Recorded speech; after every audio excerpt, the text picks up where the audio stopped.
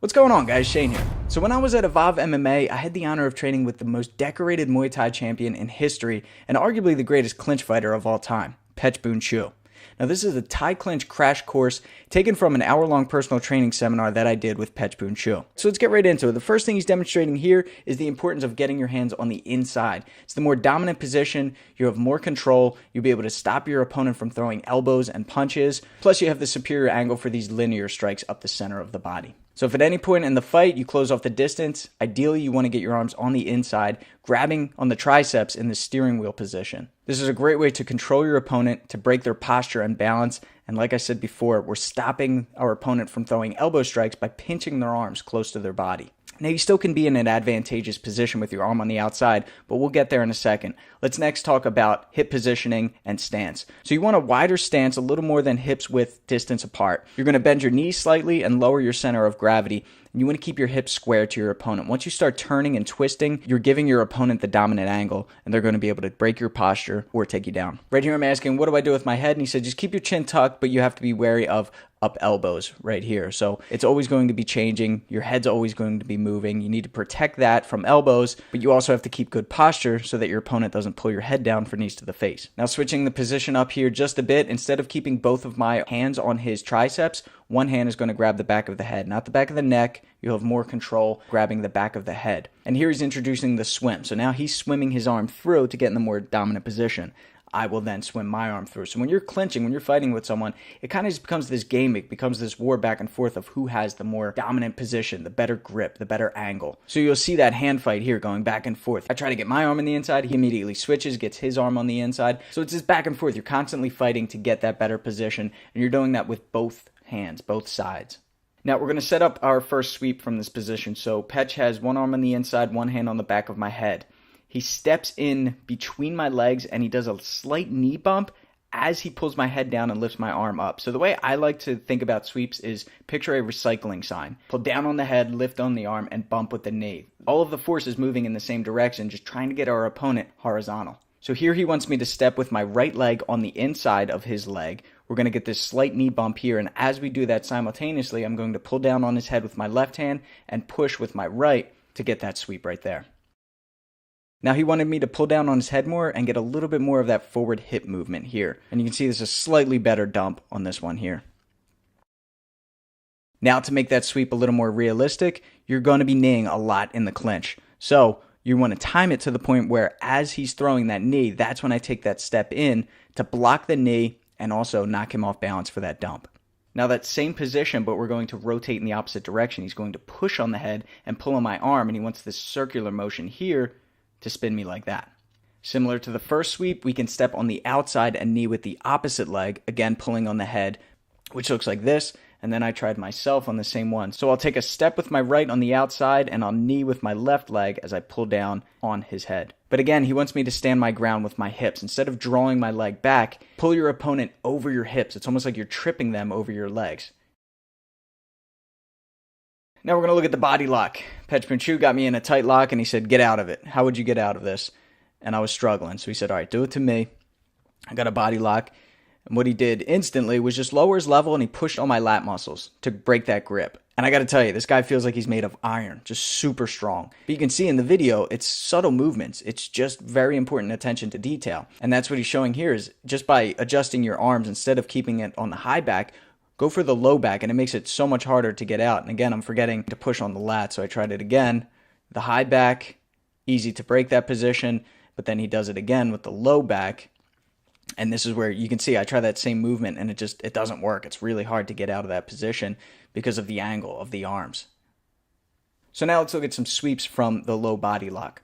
So what Petch is going to do is, again, step in between my feet, and he's going to use that knee bump as he rotates his upper body. So this technique works when you have one overhook, one underhook. So we're both in the same position here. So I'll step in with my left leg, get that knee bump action as I rotate my body to the right. Not the best, but that literally was the first time I've tried that sweep, that takedown.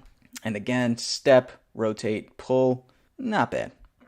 All right, now this next position here is what I had mentioned earlier. Your arm can be on the outside and you can still be in a more dominant position. So Chu is holding my head with his left arm, and then his right arm is pinching my elbow in.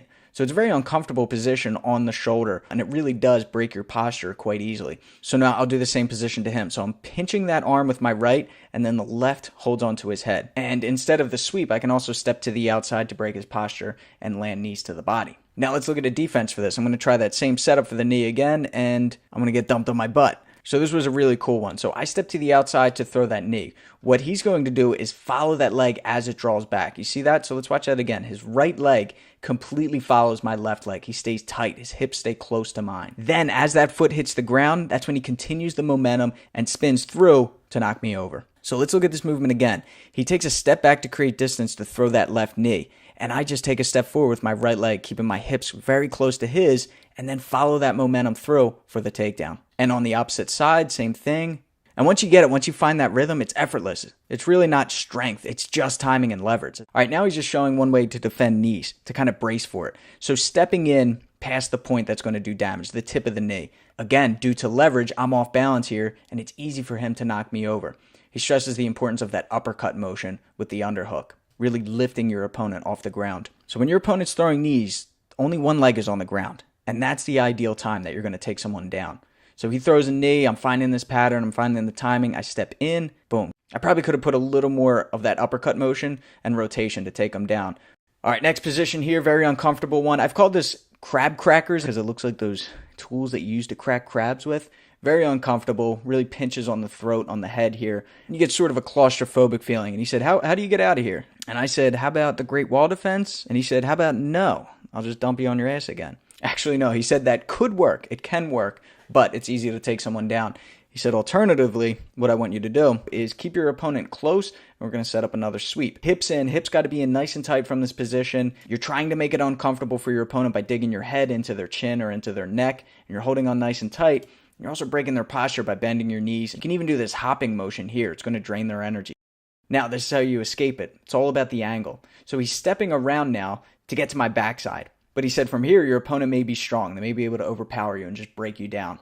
So from here, additionally, what you're going to do is crossface. So he takes his left hand and right hand, and he's just going to push to create space here as he continues to create that angle out to my backside. So watch as he continues to step, he'll push at my face and create this frame right here. Very uncomfortable, his forearm's digging into my face, and he's in a much better position now. He's got my backside, he's got ability to throw knees, to throw elbows. And if it's not working, he said, just create distance, just take a step back. They'll be walking in towards you, and then once you have the time and balance, that's when you throw the knee strike. You can also throw elbows to the face. So I'm trying to step around and create this angle towards his backside. As I do that, I'm creating this frame with my right hand, reinforcing with my left, step back and throw these knee strikes when I have time and balance. And another thing that he showed me is you can break the grip with your hands so that you can set up more knees to the face, elbow strikes, what have you. Now, how do you defend the defense? So when you have the crossface here, all he does is just open up his grip. And again, we go back to the very beginning where we started in that steering wheel position, pinning the arms close to the body. So once more, he's got this lock around my head. I create the frame here. All he's going to do is just swing back so that his hips are squared again and pinch down on the arms. Or we can go into the position that we did before where we have that one arm trap while holding the head. I really was overcomplicating this one. So as he pushes on the head, really all you need to do is just kind of take that step and pinch the arms down. Right here he's saying, don't worry about ripping the head. All you're doing is just opening up the arms and pinning it close to the body. So here, once again, I go to frame out to push his face away. He's going to take this step and really just pin my arm. Watch, it's underneath his armpit here. Keeps it tight to the body. And you can see my posture instantly. It breaks. I tilt to the side. So once again, I'm framing on the face. He keeps his posture tall, and then from here opens up, spins through. Now look, he's got that same exact position that we had before, pinning the arm, controlling the head, and again, everything that we've learned so far. Continue to break their posture, land elbows, land knees, or dump them on the ground. And now the dominant clinch. He said, again, escape. How do you get out of this one? How do you get out? And when you got arguably the best clinch fighter of all time applying the plum, man, it is not a fun place to be. I was trying to get my hips in. I was trying to get my head up. I was trying to swim my arms through. And then I was like, all right, I'll go for the cross face. And he kept just switching his head from side to side. And then he was breaking my posture. You can see here, I'm wincing, man. I'm trying. And then he really broke my posture and showed that he could kill me with knees if he wanted to. But he's a nice guy. So he's like, all right, I'll teach you how to do it, how to escape. so that you can use it for fight tips. So hips in, head up. Yes, that's what I was trying to do. That's important. That's always your go-to. But in addition to that, what he wanted is for me to reach my arm around and grab the back of the head and push through with that same side shoulder. Use that for a little bit of leverage so that you can pop your head up, which creates an opening for the left hand to swim through. So now I'll do it with his left. He pops his shoulder through, and then I'll take his right hand, swim through. And now my turn to try on him. So he gets me in the dominant position, reach around with the right, push through with my shoulder, swim through with the left. On the opposite side, I reach with the left, push through with my shoulder, swim through with the right hand. So he goes, all right, now that you know how to do it, escape, get out. And I was trying everything that he taught me. I was reaching. All the while, he was ripping my head off of my shoulders. And then eventually, I finally got a better position and was able to swim my arm through. All right, guys, thanks for watching. So I hope you enjoyed this video. Remember, none of this stuff works if you don't practice it. Be sure to check out Pechboon Chu. Links are in the description below for his Instagram. And check out Evolve MMA's vacation training packages. Links are also in the description below. Let me know, guys, this is only a fraction of what we covered. He also taught me a lot about strikes, setting up knees and elbows, and more sweeps from standing positions. So if you'd like to see a part 2, let me know by commenting down below. Till next time, I'm Shane with Fight Tips for the Underdogs.